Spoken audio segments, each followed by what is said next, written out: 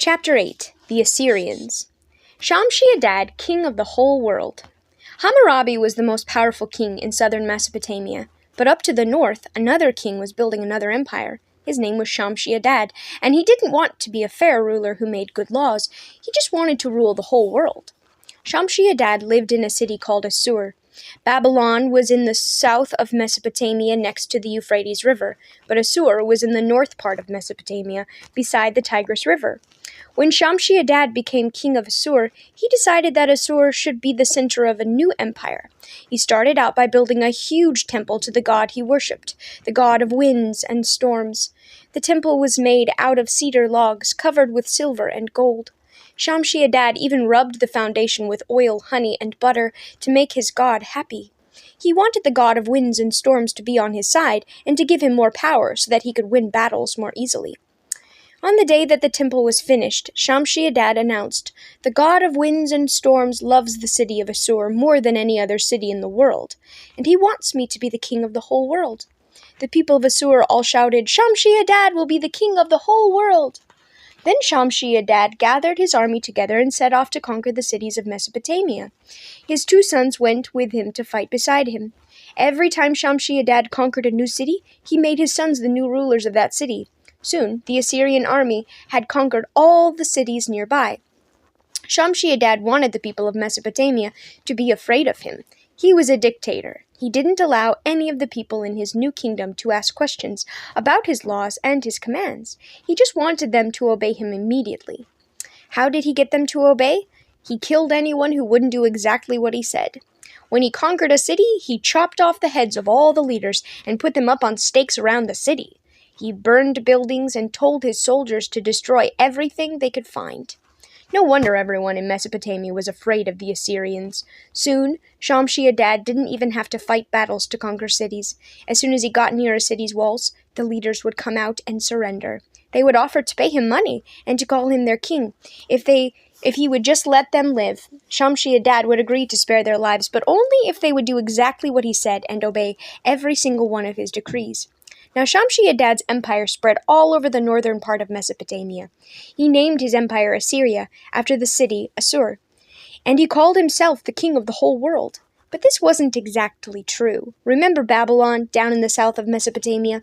Babylon had an empire too. Shamshiad never tried to conquer Babylon or to take Babylon's cities away. He knew that Babylon was too strong for him. When Shamshiad died, he left one of his sons the job of ruling over the whole Assyrian empire. He left the other son in charge of one of the biggest cities in Assyria, the city of Mari. He hoped that the 2 young men would work together to keep his empire strong. But the brothers bickered with one another. They wrote each other nasty letters. They complained about each other. They didn't keep Assyria united and strong. Soon Hammurabi decided that he wanted to make Assyria part of the Babylonian Empire. He marched up into northern Mesopotamia with his army. He destroyed the city of Mari, and he took over the city of Assur. Now the Assyrians had to pay tribute to Hammurabi and call Hammurabi king of the whole world. But Hammurabi wasn't as cruel as Shamshiad had been, and he let some of the Assyrian leaders stay in charge of their cities as long as they followed his code of laws, and he didn't chop off the heads of leaders or burn their houses. The Assyrians agreed to obey Hammurabi, but all the time they were thinking, "One day we will be free again, and we will try to conquer the world one more time." The story of Gilgamesh. Both the Babylonians and the Assyrians told stories about a great mythical king named Gilgamesh. The story of Gilgamesh is one of the oldest fairy tales in the world. Once upon a time, a king named Gilgamesh ruled the city of Uruk. Gilgamesh was half god and half man. He was the strongest man on earth. He could lift huge stones with one hand and leap over high walls without even trying hard. He was young and healthy, and he had all the money and power any man could ever want. But Gilgamesh was as cruel as he was strong. He made the people of Uruk serve him day and night. He took their money and their food. He took their children to be his slaves. He never thought of others, only himself. The people of Uruk were desperate to get rid of this wicked king, so they called out to the sky god Anu. "Help us," they cried. "Our king is evil, and we cannot fight him because he has the strength of a god." Anu looked down from the sky and was very unhappy.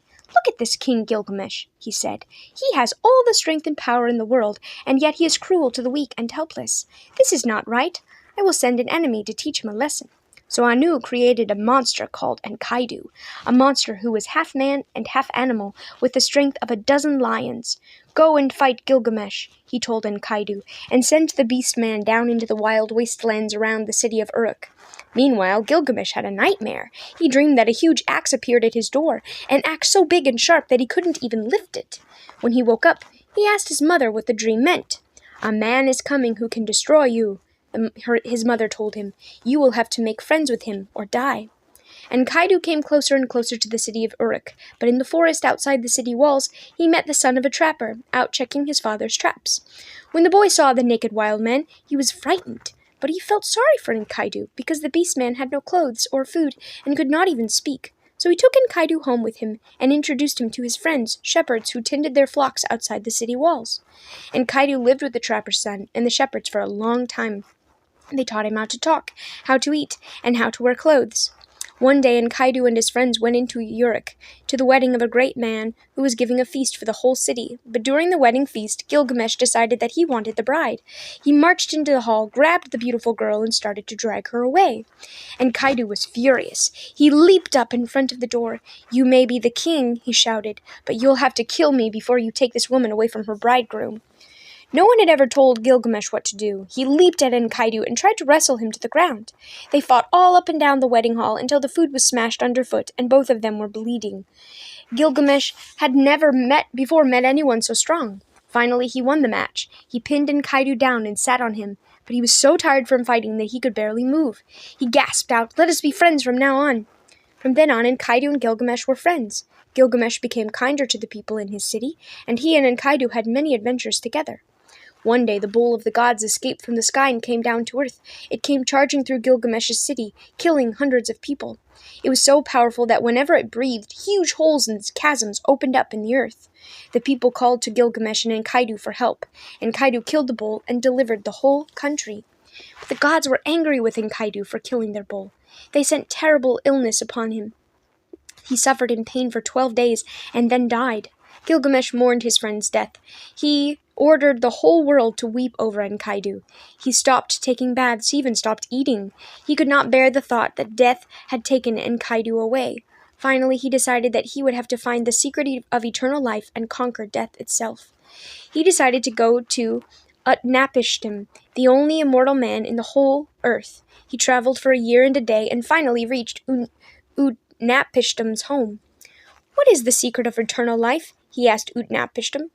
"If you can stay awake for 6 days and 7 nights, Utnapishtim told him, "you too can become immortal." Gilgamesh agreed and instantly fell asleep. He woke up 7 days later. "Give me another chance," he begged. "Well," Utnapishtim said, "there is one more chance for you. If you can swim all the way down to the bottom of the ocean, you will find a magical plant that lives on the sea's bottom. Pick it and eat it, and you will become young again." Gilgamesh leaped up, tied a stone to his feet, and jumped into the ocean. He sank all the way down to the bottom. There he found the magic plant. He picked it, swam back up to the top of the ocean, and began the long journey home. "When I get home," he thought, "I will eat the plant, and then I will live forever." But one night, while Gilgamesh slept, a snake slithered up to him and found the plant. It smelled good, so the snake ate it, and immediately became young again. That is why snakes shed their skins. When they begin to get old, they just climb out of their wrinkled old skins and become young again. But Gilgamesh woke up to find his magic plant gone. He went home to Uruk, weeping and mourning, and like all men, he became old and died. But his story was told to all the children of Uruk, and has been told to all their children and to their children's children until this very day.